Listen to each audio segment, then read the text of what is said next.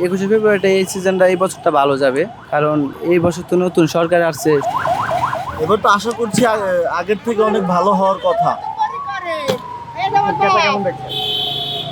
আছে, এখন মোটামুটি খারাপ না, টুকটাক চলছে।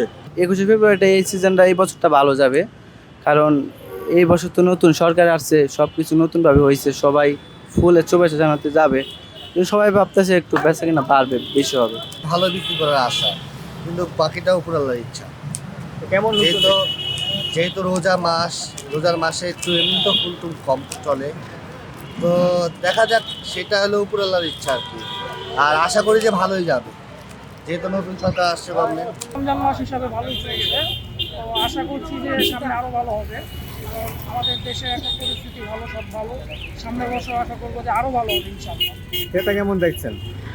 এটা এখন কম আছে, ইফতারের পর হয়তো বা বাড়বে, হয়তো বা কমবে।